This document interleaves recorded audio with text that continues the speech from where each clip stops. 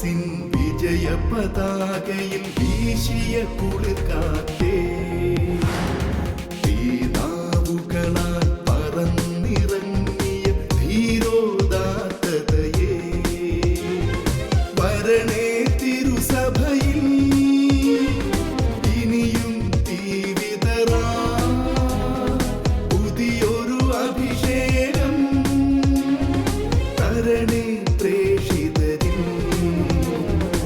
ആദിയുഷസ്സിൻ വിജയ പതാകയിൽ വീശിയ കുളിർക്കാറ്റേ, തീനാവുകളാൽ പറന്നിറങ്ങിയ ധീരോദാത്തതയേ, വരണേ തിരുസഭയിൽ ഇനിയും തീവിതറാ പുതിയൊരു അഭിഷേകം തരണേ പ്രേക്ഷിതരിൽ. ഏകരക്ഷകനാമേശുവിനെ സധീരം പ്രഘോഷിപ്പാൻ പാവന റൂഹാ നീയരുളണമേ വീണ്ടും പെന്തക്കുസ്താ.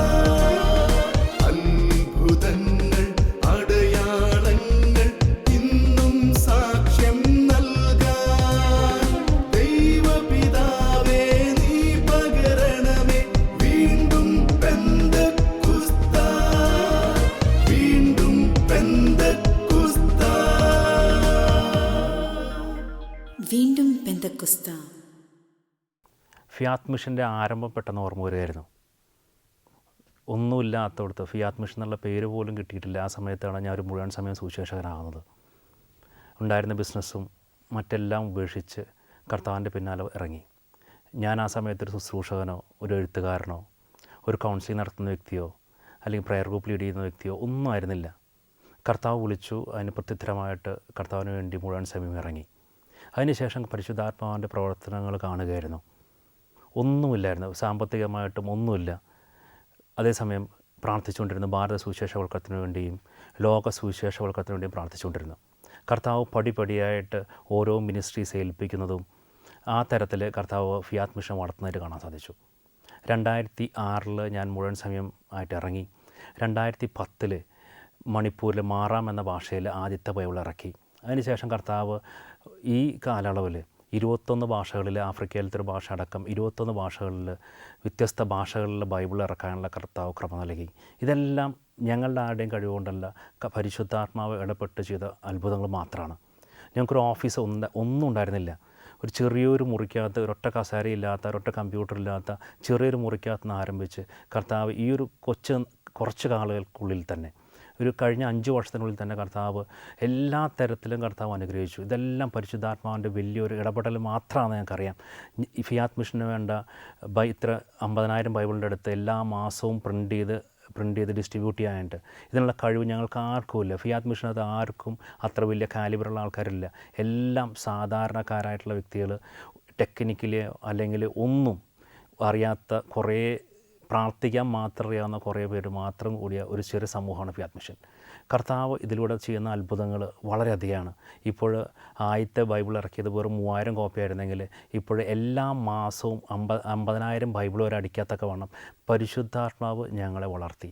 ഇതിനുള്ള ഭാഷകളറിയില്ല, ഇത് ടെക്നിക്കലി ഒന്നും അറിയില്ല, പക്ഷേ എല്ലാം പ്രാർത്ഥിച്ച് കർത്താവ് ഒരു പുതിയ അഭിഷേകത്തോട് ഞങ്ങളെ ഓരോ നിമിഷവും നയിച്ചുകൊണ്ടിരിക്കുകയാണ്. അതേപോലെ തന്നെ ഫുൾ ടൈമേഴ്സ് ഒന്നും എങ്ങനെയാണ് ഫുൾ ടൈമേഴ്സിനെ വിടേണ്ടത് ഒന്നും അറിഞ്ഞുകൂടില്ലായിരുന്നു.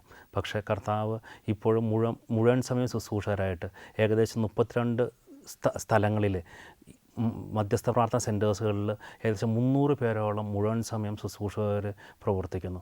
ഇതിൽ എങ്ങനെയാണ് മുഴുവൻ സമയം ശുശ്രൂഷകരുണ്ടാകുന്നത്, ഇവരെങ്ങനെയാണ് രൂപപ്പെടുത്തേണ്ടത് ഒന്നും ഞങ്ങൾക്ക് ആർക്കും അറിയില്ല. പരിശുദ്ധാത്മാവ് നടത്തിയ അഭിഷേകത്തിൻ്റെ ഫലം മാത്രമാണ്. ഇനി നമ്മൾ ഒരുങ്ങുന്ന പുതിയൊരു പെന്തക്കോസ്തിക്ക് വേണ്ടി നമ്മൾ ഒരുങ്ങുമ്പോൾ പുതിയ അടുത്ത ലെവലിൽ കർത്താവ് ഇന്ത്യയിലുള്ള എല്ലാ വീടുകളിലേക്കും ബൈബിൾ എത്തിക്കണം എന്നുള്ള വലിയ സ്വപ്നത്തോടെ പ്രാർത്ഥന ആരംഭിച്ചിട്ടുണ്ട്. അതിന് 33 കോടി ബൈബിൾ ഈ ഒരു വർഷങ്ങളിൽ ഡിസ്ട്രിബ്യൂട്ട് ചെയ്യാനും അതേപോലെ തന്നെ ഇതുവരെ സുവിശേഷം കേൾക്കാത്ത ആൾക്കാരിലേക്ക് സുവിശേഷം എത്തിക്കത്തക്ക വണ്ണമുള്ള പുതിയൊരു അഭിഷേകം ഇറങ്ങാൻ വേണ്ടി നമുക്ക് ഒന്നിച്ച് പ്രാർത്ഥിക്കാം. Praise the Lord.